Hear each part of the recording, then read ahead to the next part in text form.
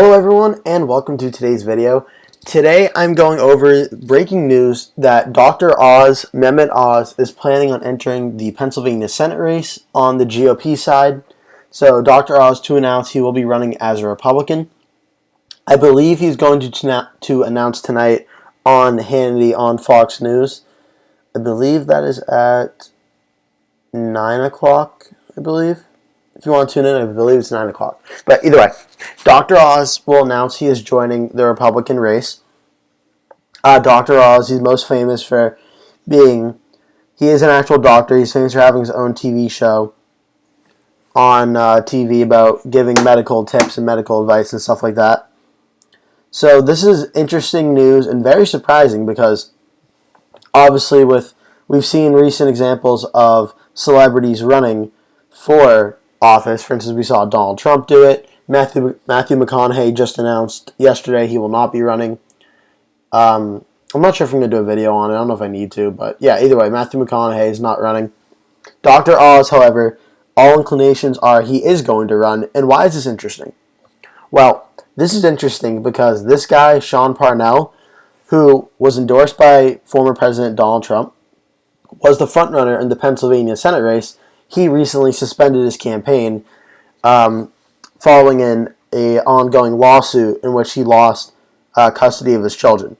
So that's obviously a very tough blow for the Republicans. That's a very personal issue for Sean Parnell, so I'm just going to leave it at that and not go into any further details. But for the Republicans in Pennsylvania, losing Sean Parnell is a pretty big blow because he was the strongest Republican candidate in that race.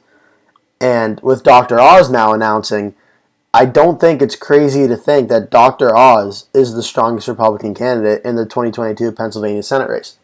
So, let's look at who's declared right now. I did this a little bit last video in my Sean Parnell news breakdown, but you have a former nominee for representative in Kathy Barnett, Jeff Bartos, who is the candidate for lieutenant governor, who also lost in 2018. You have Carla Sands, who is the former ambassador of Denmark for President Trump from 2017 to 2021.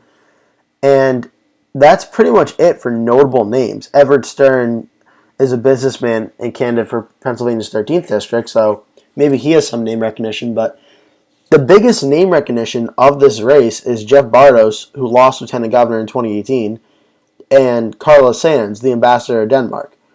So there really isn't a big name in the race anymore. Sean Parnell, at least, was an author, and he ran a very close race in 2020 in which he almost upset Conor Lamb. So he had a lot of name recognition. But a lot of these people who may run don't have a lot of name recognition. Ryan Costello did a little more information on, and he actually said some things that were kind of against Trump.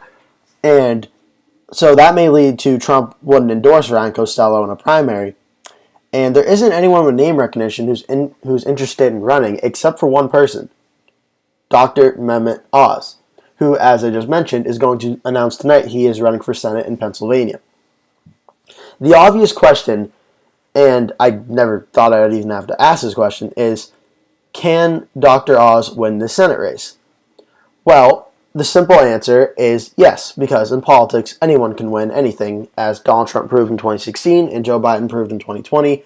Regardless of the race, and Glenn Youngkin proved in Virginia, any race is winnable.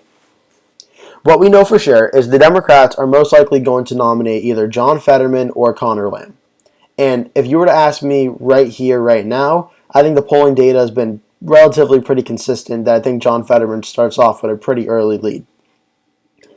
As I've mentioned a few times, I do have a lot to do with Massachusetts, so I paid attention to the 2020 primary between Ed Markey and Joe Kennedy III.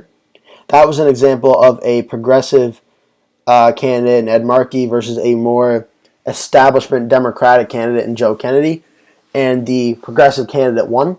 Fetterman versus Conor Lamb, I would expect to be very similar in that, where you have literally a self-described socialist candidate going up against Conor Lamb, who is more of a establishment Democrat. And I would expect John Fetterman right now to have more support in the primary. So I'd expect John Fetterman to be the nominee for the Democrats. So right now, it's likely that if Dr. Oz does well in the Republican primary, which is a big if, because celebrities running for office can be a mixed bag. Sometimes it can work out really well. Sometimes it'll not work out at all. It all depends.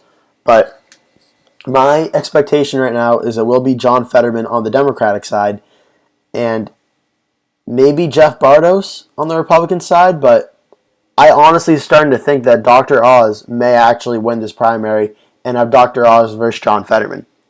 It sounds crazy, but I think Dr. Oz has a lot of name recognition, and of the Republican candidates who are running, it makes the most sense that Dr. Oz may be the only one to get an endorsement from Donald Trump, as Dr. Oz, I believe, is good friends with former President Trump. So Dr. Oz has the name recognition, he has the money, the fundraising ability, and he's friends with the former president. That should all help him out in the Senate race. And lastly, going to the 2022 Senate map, which I will be doing an updated video pretty soon because the last time I did it, Chris Sununu had not announced he was not running yet, and Sean Parnell was still in the race. So I think both of those decisions do affect the 2022 Senate map pretty considerably. But right now, I still have the Senate map for me at 47 safe or solid or likely Republican Senate seats, 46 for the Democrats, with 7 battleground states. And with Pennsylvania, with Sean Parnell out of the race, to me, I'm more likely than not flipping Pennsylvania to tilt Democrat. However, with Mehmet Oz in the race, if he can hit the ground running and really get some traction going in the state, it is possible he could actually flip Pennsylvania and win Pennsylvania and keep it red. The problem that Dr. Oz is going to have throughout the campaign is he just moved to Pennsylvania. He's originally from New Jersey. So there will be accusations of him being called a carpetbagger, and he's just going to Pennsylvania for political gain and political reasons. And it'll be interesting to see how he deals with that, because I know in the state of New Hampshire, that's a state that takes carpetbagging very, very seriously. I don't know how Pennsylvania will take it, but I can imagine a lot of the same problems and criticisms of being a carpetbagger will come up for Dr. Oz. But that being said, Dr. Oz is running. If you ask me, he probably is the most formidable Republican opponent for this race after Sean Parnell has dropped out. Dr. Oz is running, and it's going to be a very interesting time. That's going to do it for today's video. Thank you so much for watching. Please remember to like the video and subscribe to the channel. If you're a returning subscriber, thank you so much for watching another one of my videos. I really appreciate it.